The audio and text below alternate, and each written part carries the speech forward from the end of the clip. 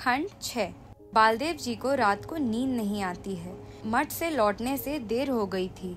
लौटकर सुना खिलावन भैया की तबीयत खराब है, आंगन में सोए हैं। यदि कोई आंगन में सोया रहे तो समझ लेना चाहिए कि तबीयत खराब हुई है, बुखार हुआ है या सर्दी लगी है अथवा सिर दर्द कर रहा है। जिसको आंगन वाली ही नहीं वह आंगन में क्यों सोएगा। आंगन में सोने का अर्थ है आंगनवाली के हाथों की सेवा प्राप्त करना।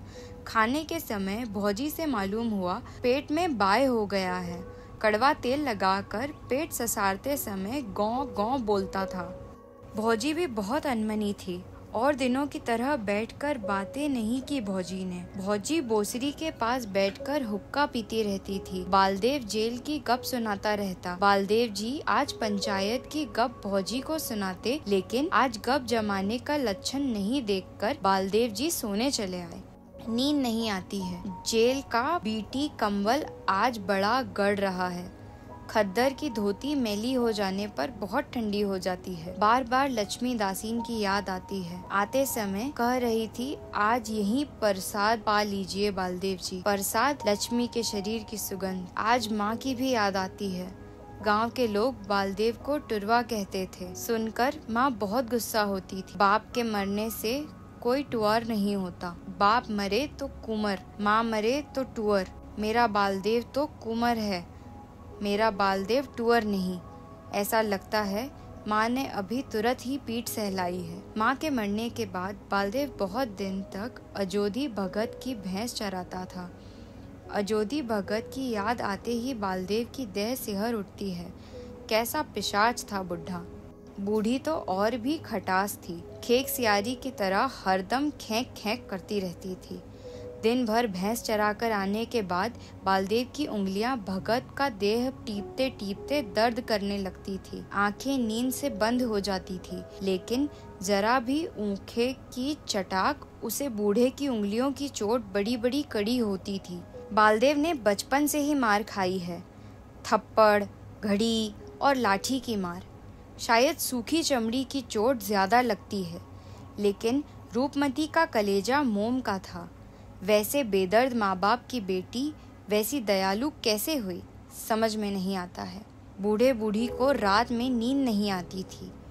आध पहर रात को ही भैंस चराने के लिए जगा देता था। आध पहर रात होते ही पीपल के पेड़ पर उल्लू अपनी मनहूस बोली में कचकचा उठता था और इधर बूढ़ा ठीक उसी तरह की आवाज में चिल्ला उठता, रे टुरवा, भोर हो गई, भैंस खोल। रूपमती कभी टुरवा नहीं कहती थी। छोटा सा नाम बिल्ली उसी का दिया हुआ है। 4 सेर सुबह और 3 सेर शाम को दूध होता था, लेकिन बुढ़िया कभी सितुआ भर घोल भी नहीं खाने देती थी। रूपमती रोज चुराकर भात के नीचे दूध की छाली रख देती थी। बूढ़ा बूढ़ी का जमाया हुआ पैसा आखिर डकैत ही ले गए। इस बार रूपमती को देखा था। बहुत दिन बाद ससुराल से आई थी। 3 बच्चे हैं। बड़ी बेटी ठीक रूपमती जैसी है, ठीक वैसी ही हंसी। याद आती है माई जी की। माई जी रामकिशन बाबू की स्त्री। पहले पहल सभा हुई थी चिन्नपट्टी।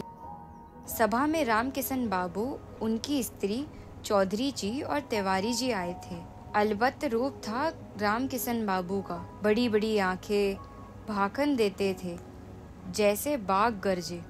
सुनते हैं जब वकालत करते थे तो बहस करने के समय पुरानी कचहरी की छत से पलस्तर झड़ने लगता था। क्या मजाल की हकीम उनके खिलाफ राय दे दे। लेकिन महात्मा जी का उपदेश सुनकर एक ही दिन में सब कुछ छोड़ छाड़ दिया। स्त्री के साथ गांव-गांव घूमने लगे। माई जी के पाँव की चमड़ी फट गई थी। लहू से पैर लथपथ हो गए थे। लाल उड़हूल। माई जी का दुख देखकर, रामकिशन बाबू का भाखन सुनकर और तिवारी जी का गीत सुनकर वह अपने को रोक नहीं सका था।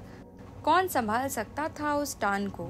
लगता था कोई खींच रहा हो। गंगा रे जमुनवा की धार नयनवा से नीर बही। फूटल भारतीया के भाग भारत माता रोई रही। माई जी के पाँव की चमड़ी फट गई थी। भारत माता रो रही थी। वह उसी समय रामकिशन बाबू के पास जाकर बोला था, मेरा नाम सुराजी में लिख लीजिए। उस दिन की सभा में 3 आदमियों ने नाम लिखवाया था, बालदेव, बावनदास और चुन्नी गोसाई। चौधरी जी उसे जिला ऑफिस में ले आए थे। माई जी बराबर ऑफिस आती थी, कभी गुस्सा होते नहीं देखा माई जी को। जब बोलती थी तो हंसकर। एक बार देहात से लौटते समय उसको बुखार हो गया था, देह जल रही थी, सिर फटा जा रहा था, कोई होश नहीं था। रात में आंखें खुली तो बड़ा हल्का मालूम हुआ। कैसे हो बालदेव भाई? कौन, बावन? गर्दन उल्टाकर देखा, माई जी के पास ही कुर्सी पर बैठे हुई है। कैसे हो, बोलो। बुखार था तो देहात क्यों गया था? बुखार था तो देहात क्यों गया था? माथे पर हाथ रखते हुए माई जी बोली थी। बुखार उतर गया है। माई जी के हाथ रखते ही नींद आ गई थी। दूसरे दिन बावनदास ने कहा, माई जी को जैसे ही मालूम हुआ कि तुमको बुखार है, वैसे ही मुझे लेकर ऑफिस आई। जंतर लगाकर बुखार देखते ही चिल्लाने लगी, पानी लाओ, पंखा दो। उसी समय से माथे पर पानी की पट्टी देती रही, 12 बजे रात तक। भगवान भी कैसे हैं, अच्छे आदमी को ही अपने पास बुला लेते हैं। 2-3 साल के बाद ही राम किशन बाबू एक ही दिन के बुखार में स्वर्गवास हो गए। हे भगवान, उस दिन माई जी की ओर कौन देख सकता था? देखने की हिम्मत नहीं होती थी। माई जी का उस दिन का रूप, गंगा रे जमनवा की धार नयनवा से नीर बही। फुटिल भारतीय के भाग भारत माता रोई रही। सचमुच सबों के भाग फूट गए। सराद के दिन से जिला ऑफिस का नाम हो गया राम किशुन आश्रम। सराद के दूसरे दिन ही माई जी काशी जी चली गई। गाड़ी पर चढ़ने के समय पैर छूकर जब प्रणाम करने लगा था तो माई जी एकदम फूट फूट कर रो पड़ी थी, ठीक देहाती औरतों की तरह। बावनदास को माई जी ठाकुर कहती थी। हमार ठाकुर रे। धरती पर लौटते हुए बावनदास को उठाते हुए माई जी बोली थी, महात्मा जी पर भरोसा रखो, वह सब भला कर देंगे। महात्मा जी का रास्ता कभी मत छोड़ना। पता नहीं माई जी कहाँ हैं। आंसू की गर्म बूंदें बालदेव की बाह पर ठुठुल कर गिरी। माँ रूपमती, माई जी और लक्ष्मी दासीन। माई जी जैसा ही लक्ष्मी भी बाखन देना जानती है। लक्ष्मी बाखन दे रही है। विशाल सभा, जहाँ तक नजर आती है आदमी ही आदमी दिखाई पड़ते हैं। बांस के घेरे तोड़कर लोग मंच की ओर बढ़े आ रहे हैं। मंच पर बालदेव के बगल में लक्ष्मी बैठी हुई है। लक्ष्मी के भी पैर की चमड़ी फट गई है। मंच की सफेद चादर पर लहू की बूंदें टप टप गिर रही है। लक्ष्मी भाखन दे रही है। कौन, हरगौरी? हरगौरी लक्ष्मी के गले में माला डालने के लिए आगे बढ़ रहा है। लक्ष्मी माला नहीं पहनती है। माला लेकर बालदेव को पहना देती है। गेंदे के फूल की माला। फूल से लक्ष्मी के शरीर की सुगंध निकलती है। भीड़ मंच की ओर बढ़ी जाती है।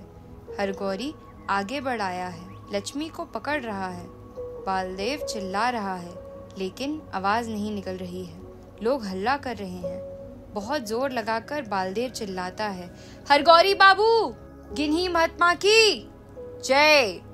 बालदेव हड़बड़ाकर उठता है, आंखें मलते हुए बाहर निकल आता है। सबेरा हो गया है। गांव भर के नौजवानों को बटोर कर जुलूस बनाकर कालीचरण जय जयकार करता हुआ जा रहा है। वाह रे कालीचरण, बुद्धिमान है, बहादुर है और बुद्धिमान भी। यह प्रोग्राम कब बनाया था? रात में ही शायद। जरूर मेरीगंज की चिन्ह पट्टी की तरह नाम करेगा। और भोर का सपना? खिलावन भैया, कैसी तबीयत है? तुम रात में कब लौटे? कहाँ देर हुई? सिपहिया टोली में? कायस्थ राजपूत की जोड़ी मिल गई। अब क्या है, सुराज हो गया। लेकिन भाई बालदेव, हम ठहरे सीधे आदमी। कलिया पर नजर रखना, उसमें और भी बहुत गुण है। सो तो तुमको मालूम ही हो जाएगा।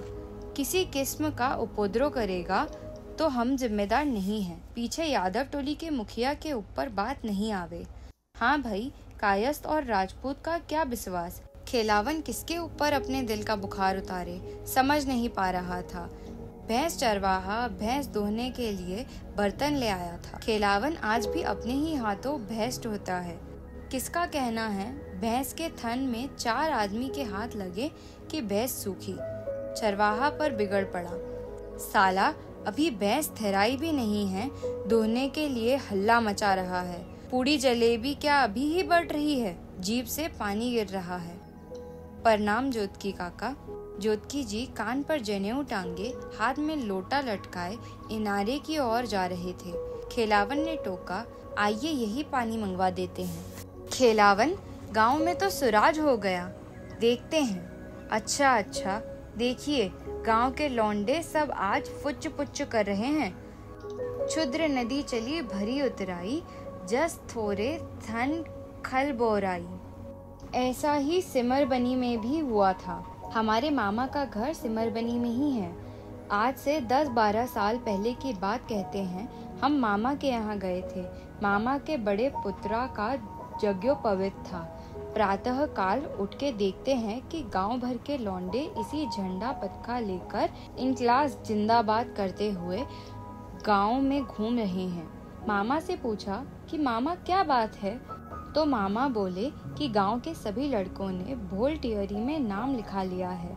इनकलाब जिंदाबाद। इनकलाब जिंदाबाद का अर्थ है कि हम जिंदाबाग हैं। जिंदाबाग भी उसी शाम को देखा। स्कूल से पश्चिमी कांग्रेस तिवारी नीमक कानून बनाने वाला था। बड़े बड़े चूल्हे पर कढ़ाइयों में चिकनी मिट्टी और पानी डालकर खौला रहे हैं। खूब गीत नाच, झंडा पतका। पूछा कि यह क्या है भाई, तो कहा कि नीमक कानून बना रहा है। हम भी खड़ा होकर तमाशा देखने लगे। इसी समय हल्ला हुआ, दरोगा आ रहा है। स्कूल के हाथा से एक टोपा वाला और 4-5 लाल पगड़ी वाला निकला। बस फिर क्या था, जिंदा बाग आ गया। जो जिस मुंह से खड़ा था उधर ही भागा। एक दूसरे के ऊपर गिर रहा है। कहाँ झंडा, कहाँ पताका और कहाँ इनकलाब जिंदाबाद और कहाँ इनकलाब जिंदाबाद। दरोगा साहब तिवारी को पकड़ कर ले गए।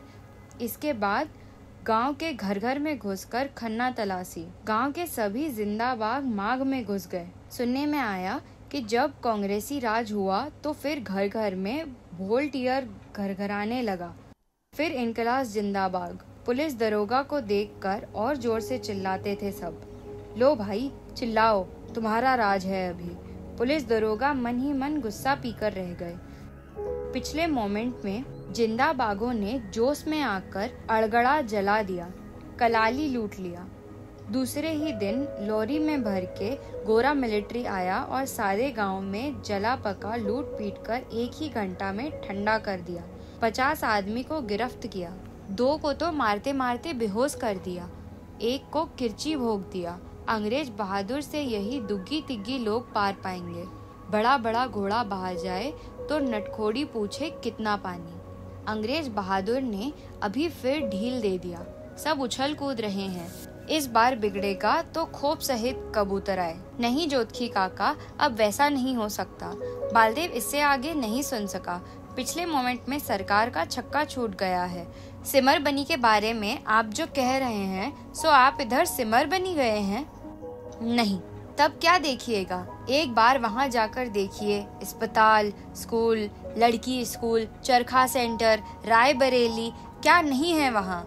घर घर में ABCD पास। सेवानंद बाबू को जानते हैं? उनका बेटा रमानंद हम लोगों के साथ जेल में था, अब हकीम हो जाएगा, पक्की बात। खेलावन भी कुछ कहना चाहता था कि चरवाहे ने पुकारा, पाड़ा भैंस पी रहा है। खेलावन भैंस दुहाने चला गया। बालदेव के पास बेकार बहस करने के लिए समय नहीं है। गांव में जय जयकार हो रही है। गढ़ी महात्मा की जय।